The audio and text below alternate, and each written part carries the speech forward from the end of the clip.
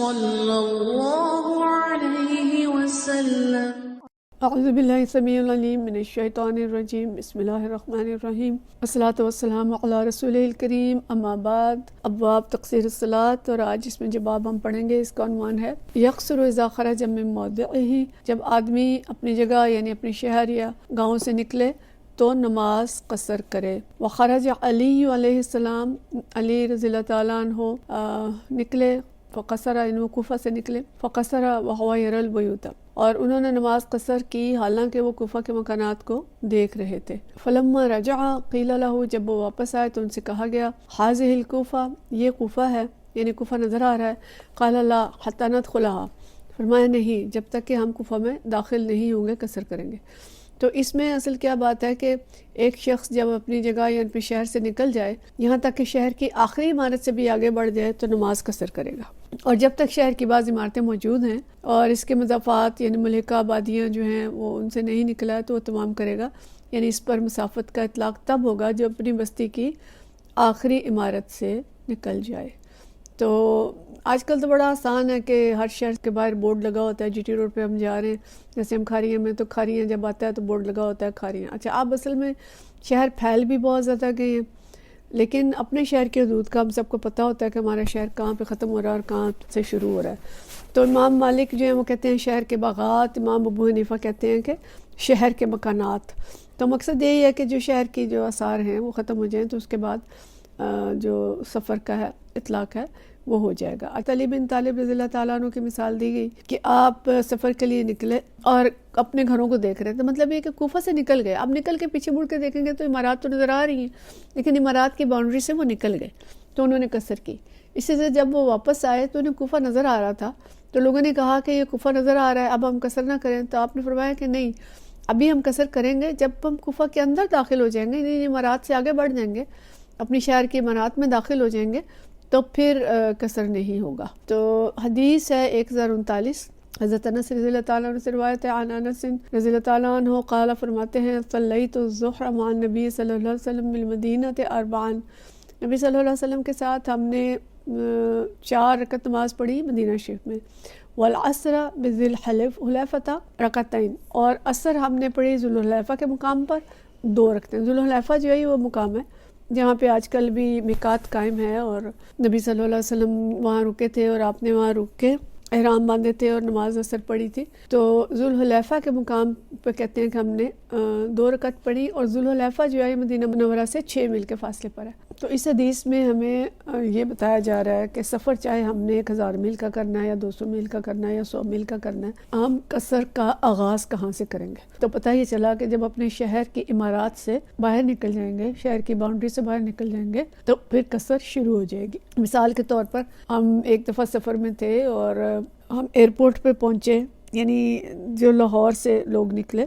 ہم لوگ تو خیر دوسرے شہر سے گئے تھے، ہماری تو قصر ہو رہی تھی، کچھ اور بہنیں ساتھ تھیں جو لاہور سے ہی چلی، اور وہ ایئرپورٹ پہ پہنچی تو ہم نے ایئرپورٹ پہ قصر نماز پڑھی کیونکہ ہم تو دوسرے شہر سے گئے تھے، اور جو بہنیں لاہور سے آئی تھیں انہوں نے ایئرپورٹ پہ پوری نماز پڑھی، اور ہم کراچی جا رہے تھے۔ تو مطلب ایک ان کا شہر تب بھی موجود تھا، شہر کی باؤنڈری سے موجود تھی، تو انہوں نے وہاں پوری نماز پڑھی اور نماز کو قصر نہیں کیا، جبکہ ہم جو لوگ نکل چکے تھے اپنے شہروں سے ہم نے وہاں قصر پڑھی۔ تو بس اس چیز کو سمجھیں کہ شہر سے نکل گئے تو قصر، اور اپنے شہر کے اندر ہیں تو نماز جو ہے وہ پوری ہوگی۔ اس کے بعد اگلی حدیث ہے 1040، اور حضرت عائشہ رضی اللہ تعالیٰ عنہ سے، عن عائشہ رضی اللہ تعالیٰ عنہ قالت، فرماتی ہیں الصلاۃ اول ما فرضت رکعتین، کہ جو نماز پہلے فرض ہوئی تھی وہ 2 رکعت ہی فرض ہوئی تھی، یعنی ہر نماز جو تھی وہ 2 رکعت ہی تھی۔ فاقرت صلاۃ السفر، تو پھر کیا ہوا کہ صلاۃ سفر تو بدستور 2 رکعتوں پہ ہی برقرار رہی، وہ تمت صلاۃ الحضر، اور جو حضر کی نماز تھی اس کو مکمل کر دیا گیا، اس میں 2 رکعتوں کا اضافہ کر دیا گیا۔ تو اب حضرت عائشہ رضی اللہ تعالیٰ عنہ کے بارے میں پتہ چلتا ہے کہ وہ سفر میں بھی پوری نماز پڑھتی تھی، یہ بھی پوری پڑھتی تھی۔ حضرت عثمان رضی اللہ تعالیٰ مدینہ شریف میں جا کے پوری نماز پڑھتے تھے، ان کا خیال یہ تھا کہ میں نے یہاں شادی کر لی ہے تو اس لیے میں پوری پڑھتا ہوں۔ اب حضرت عائشہ رضی اللہ تعالیٰ عنہ جو ہے وہ سفر میں قصر نہیں کرتی تھی، تو اس پہ پھر ڈسکشن ہوتی ہے ائمہ کرام کے درمیان۔ امام زہری کہتے ہیں کہ میں نے حضرت عروہ بن زبیر، اچھے آگے قال زہری، اور زہری فرماتے ہیں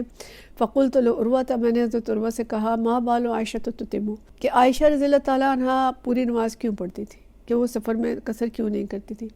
قال تعولت ما تعول عثمان، کہ وہ بھی تعویل کرتی تھی جیسے تو عثمان رضی اللہ تعالیٰ عنہ نے تعویل کی ہے. حالانکہ دونوں کی جو تعویلات ہیں وہ الگ الگ ہیں، دونوں کی تعویلات ایک نہیں ہیں. اور حالانکہ یہاں جو ہم نے حدیث پڑھی اس کے مطابق تو سفر میں حضرت عائشہ رضی اللہ تعالیٰ عنہ جیسے خود فرما رہی ہیں کہ قصر یعنی تھی ہی نماز 2 رکعت، تو سفر میں اس کو برقرار رکھا گیا، یعنی اس کے مطابق تو پھر قصر ہی ہونی چاہیے. تو یہی کہتے ہیں علماء کہ حضرت عائشہ رضی اللہ تعالیٰ عنہ قصر کی قائل تھی کہ قصر پڑھنی چاہیے، لیکن ان کی تعویل کیا تھی اب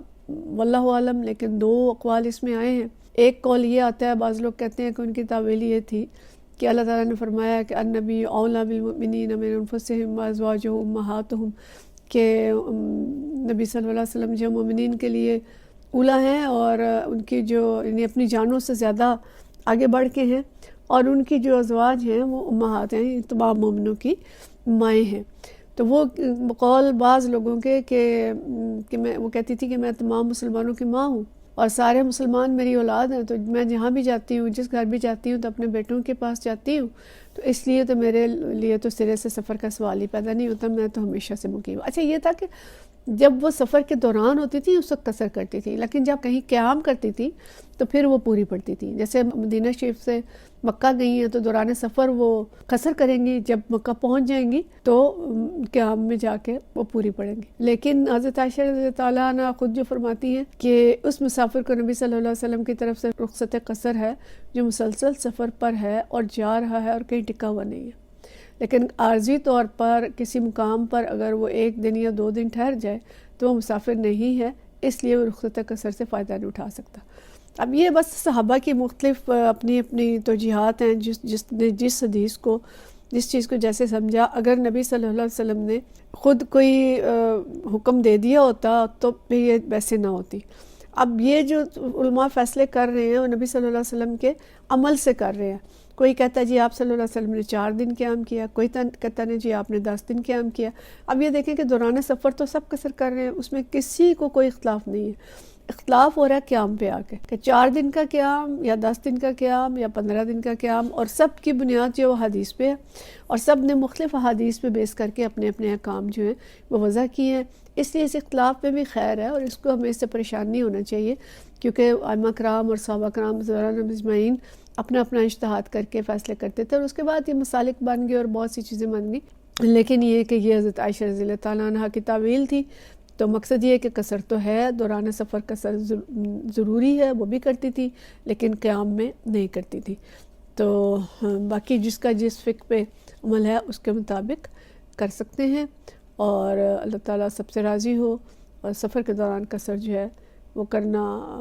دوران سفر یہ ضروری ہے کہ کی جائے، اور نبی صلی اللہ علیہ وسلم کا عمل جو تھا وہ یہی تھا. وآخر دعوانا ان الحمد للہ رب العالمین.